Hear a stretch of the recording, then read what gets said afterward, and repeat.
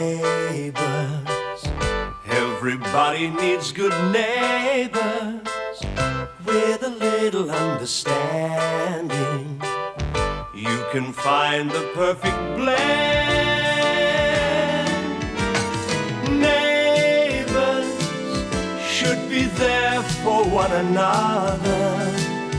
That's when good neighbours become good friends. And don't move. Where does it hurt? Oh, we'll put it this way. My ego wasn't the only thing I bruised. Oh. Don't worry, Junior. It wasn't an earthquake. Your Mum just went for a sixer. I'll go get Clive. Look, Des, we're all right. Don't panic. I'm not panicking. Right. Maybe it wouldn't be such a bad idea to get Clive just to make sure. Don't move. Des, I think I can make it to I the jet. told you not to move. Look, just take 10 deep breaths, nice and slowly. I'll be back with Clive before you know it. Just don't worry about it. Don't panic, okay? Yes, Des. 10 deep breaths. Just as long as we all stay calm. The women here are real good sorts, and the weather is great, but I miss you a lot. Yours sincerely, Bradley. P.S. Don't forget to send lots of stamps. What a nice letter. I don't think he was crawling, just so that I'd send him some stamps, do you? No, it sounded like a genuine love letter to me. Did Mr. Singer ever write you love letters? Lucy. It's all right, Jim. Yes, once upon a time he did. Morning. Morning, Gran. Morning. Hello, Mum. Dad, when you go to work, can you send me some stamps so I can send them to Bradley? Especially the ones from overseas. Yes, of course, Lucy. Anything to oblige Bradley.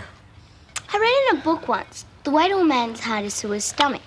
But with Bradley, it's through his stamp album. Yes, well, I wish it were always that simple. Morning. Morning. Morning. Morning, Scott. Darling, you make sure you clean your teeth after you've eaten all that. You have a dental appointment this morning. Oh, what? Nobody told me. Well, I didn't want you coming down with any mysterious disease like the last time you had a dental appointment. Rosemary, can you tell Paul that I'm going to be a bit late? Sure, Mum. Scott can take her. Well, I've got to talk to the headmaster about going back to school. Oh, yes, of course, I forgot. I could leave it till tomorrow. Yeah, I bet you could, but it was nice of Mr. Muir to agree to talk to you about your repeat subjects. He might not be so obliging if you put him off. No one has to put anything off. I'm taking Lucy to the dentist. Look, I hope James won't go down the drain because I'm not on deck this morning. Mum, why don't I take Lucy? I mean, you know how Paul feels about my breathing down his neck at the office, and I could organise my return ticket to the States at the same time. You sure? Positive. Auntie Rosemary, when you get back to New York, could you send me some stamps so I could give them to Bradley? Sure. There's some nice stamps out in America now. One's got the Statue of Liberty on it. Yeah. Like the stamps on Gran's letters from America. From Laura? Never thought of her as a great letter writer. Not from Auntie Laura, from a friend. You know the one, Gran, with the funny handwriting? Eat your breakfast, darling. What, secret admirer, Mother? Oh, no, just a friend I met while I was over there.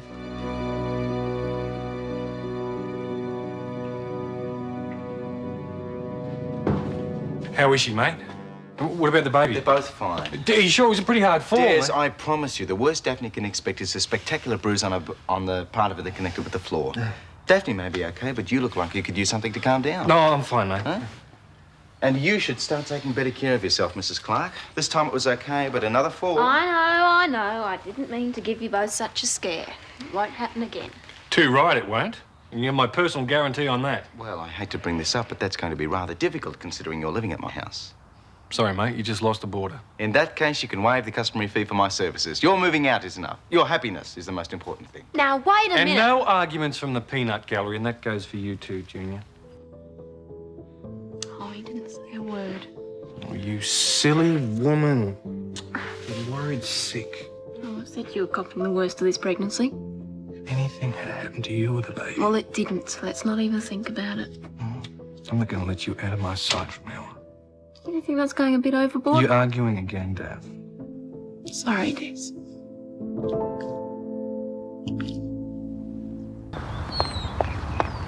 Oh, Clive! Good morning, Eileen. Nothing serious, I hope. Daphne's had a slight fall. What? Everything's fine. No harm done at all. Oh, well, that's a blessing, I suppose. And how is Desmond this morning? Bearing up extremely well, I'd say. It's no laughing matter. I don't understand Desmond at a time like this, deserting his wife. I was just about to go in there and offer some comfort. I don't think she and Des want to be disturbed right now. You mean Desmond is alone in there with her? I don't hear any shouting. No, funny about that. You mean they've made up? The war is over. You can pack up your artillery and head for home. Oh, Clive! Now, hang on, you're meant to be pleased. Well, I am. It's just that, well, you don't know what it's like being a mother. Never knowing whether you've done the right thing or not. And Daphne's such a sweet girl. Desmond's just like his father, you know. He has to be protected from himself at all times.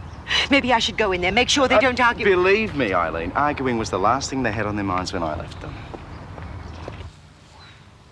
Hey, no work today. Husband's orders. How did you know what I was thinking? Oh, a bank manager has to be able to figure out these things. Come on, Des. If you can read my mind, I want to know how you do it.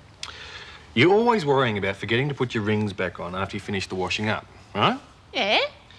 And seeing that you're fiddling with them, the rings, you're thinking about dirty dishes. And seeing that there's none around here at the moment, it's got to be the coffee shop. You know, I really shouldn't leave Mike alone again. And you've got a bank to run. Yeah, we've got to talk first. Ow! Maybe we'd better not. There's no point putting it off. I can read minds, remember? Yeah. Well, I wish I could have read yours about Lorraine. It would have saved me steaming open your mail. Oh, Des, I'm sorry. I should have trusted you. I should have told you the whole story instead of being so pig-headed. Your client's affairs are completely confidential. I know that. Look, we can always compromise. Once I finish with Lorraine's accounts, I'll let someone else handle her. I mean, look after her accounts. Fair enough? Thanks, Des. In case you are tempted, she did come on pretty strong in that letter. You're the only one I care about. You know that. At least there's one good thing to come out of all of this. What's that? We won't have to rack our brains thinking up bedtime stories for the baby. We better be careful. We don't want to give him nightmares.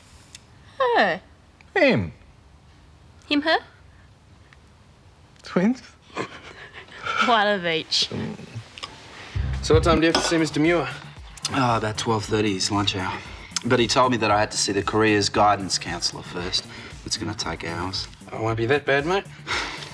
Do you remember how we used to give the students in the year below ours such a hard time? Yeah, we did used to heavy them a bit if they were hanging around our locker area.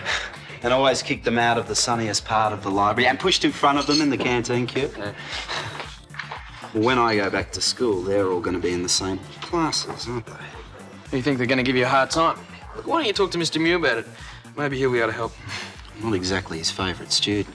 I mean, first there was that trouble with Sue Parker. And then I got him with that flower bomb on the last day of school.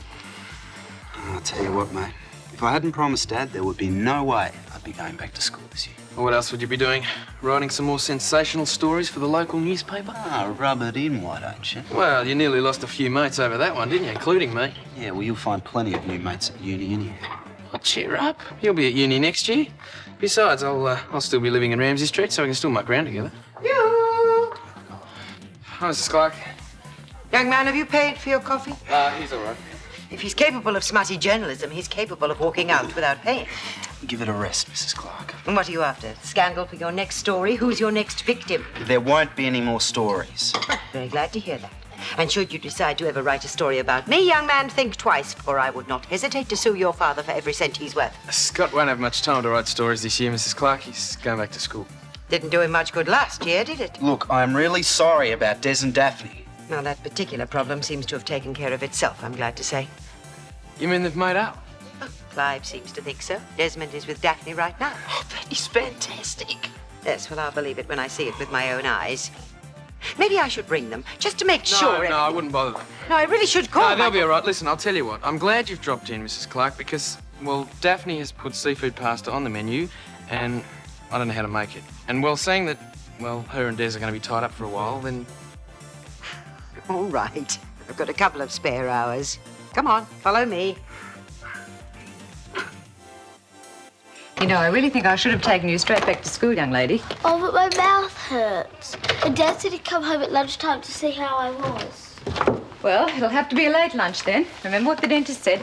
Nothing to eat till those fillings sit. But I could have ice cream, because ice cream's really soft. Yes, that's probably why you had to have the 3 fillings in the first place. Oh, please, Auntie Rosemary, please, can I stay home to see Dad? All right. I'll let you into a little secret. The longer I'm away from the office, the better Paul will like it. But you're going to school this afternoon, and no arguments. All right. Come on. You should do some schoolwork while I get your father's lunch ready. I can't concentrate on schoolwork while my mouth hurts. I could always write a letter to Bradley and post it on my way back to school. But you don't have any stamps to send him yet. Well, Dad might bring some home with him. And there are some on Gran's letters from America. Oh, no, I wouldn't touch those without her permission, Lucy. Oh, but she said I could have them. No, she said she'd get them for you when she came home tonight. Should never let a man think you're too keen, you know. Bradley might meet another girl in France who likes collecting stamps. Yes, well, he might. But another day's not going to make any difference.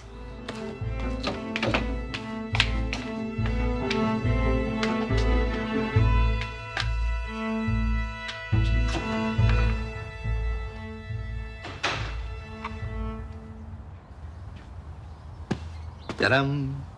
Oh, I take it Mr. MacArthur agreed to invest in your scheme.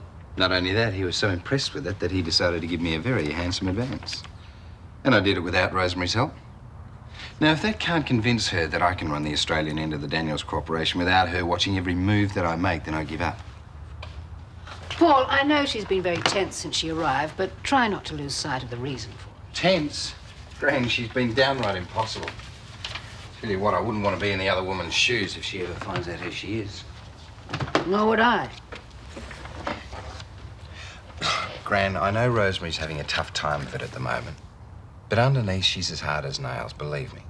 Well, she wouldn't have got this far in business if she wasn't, would she? Breaking off an engagement is hardly the same as losing out on a business deal. I couldn't agree more. Rosemary's the one that can't separate a personal life from a career, though. Didn't you have a similar problem when Susan left? Look, I'm trying to do my best to forget all about Susan, and I think that Rosemary should do the same with Gerard. Well, after all, if he's the sort of guy that has an affair with one woman and proposes to another, isn't she better off without him? That affair that you're talking about wasn't something that Gerard cold-bloodedly planned, you know. Just whose side are you on, Grant? Rosemary's, of course. Poor things aren't always as cut and dried as you imagine them to be. And after that dreadful tangle you managed to get into with Clive and Susan, I thought you'd be the first to realize that. Excuse me.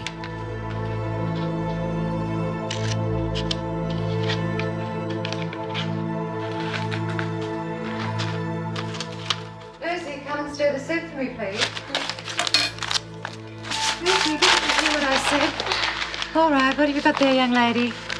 I wasn't reading them. I'm only getting stamps for Bradley. Give them here. I thought I told you not to touch these.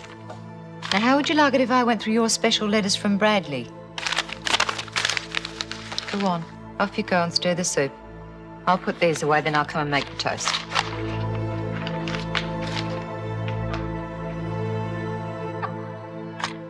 Auntie Rosemary, can I put cheese on Dad's toast? He loves that.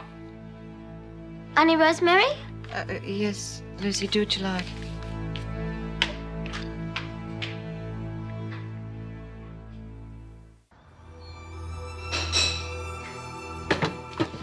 But you said I could stay home until Dad got here. I know, but I have to get back to the office. You put beetroot in my sandwich and I don't like beetroot. Satisfied? Come on, this morning Mum said that you shouldn't miss out on too much school. So off you go. No arguments.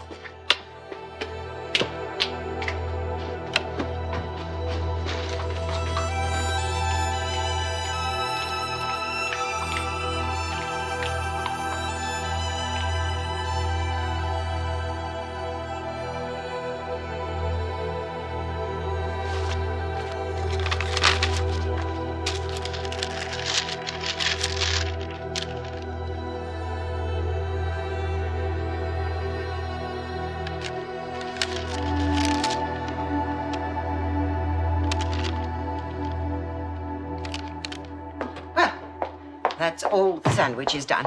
Now, if you think you could manage without me for a while, I really must go and check on Desmond and Daphne. You can't go now, Mrs. Clarke. The lunchtime rush is about to start.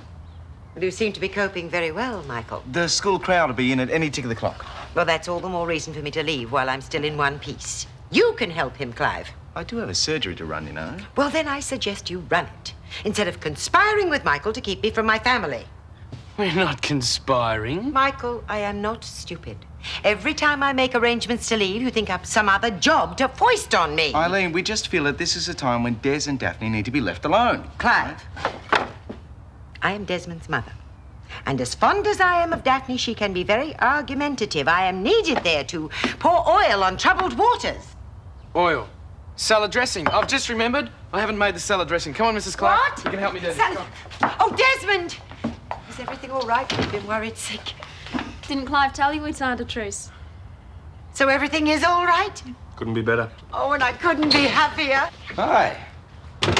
Does this public display of affection mean what I think it does?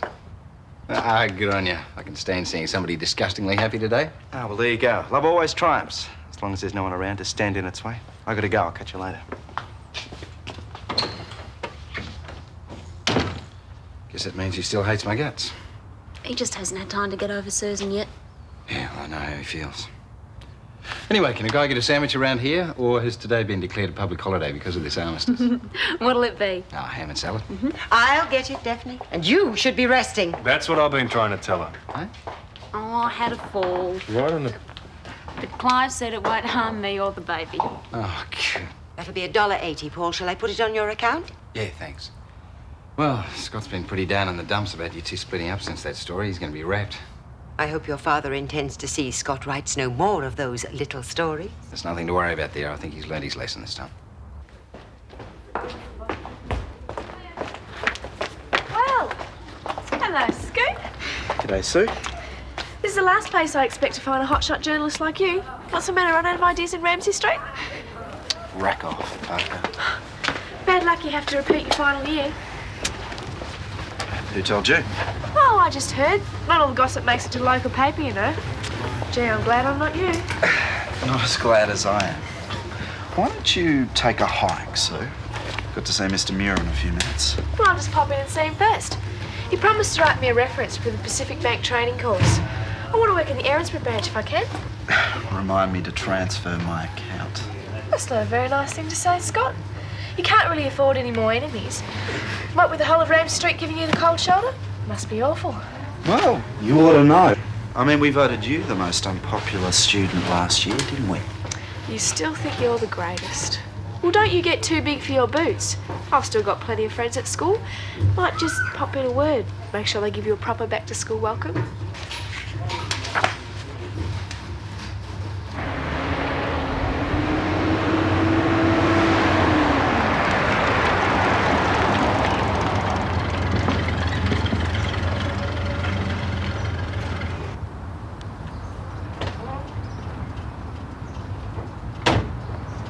What's this?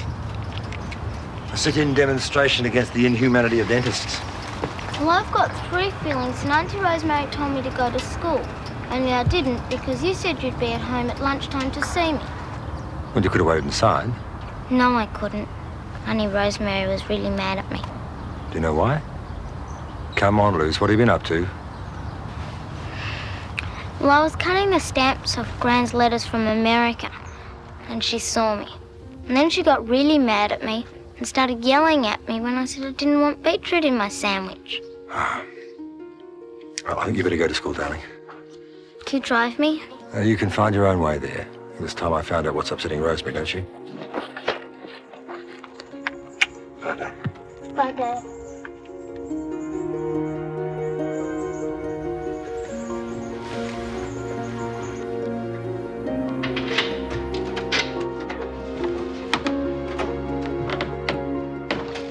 Believe it. Rosemary. You know, don't you? This other woman of Gerard's, it's my own mother, isn't it?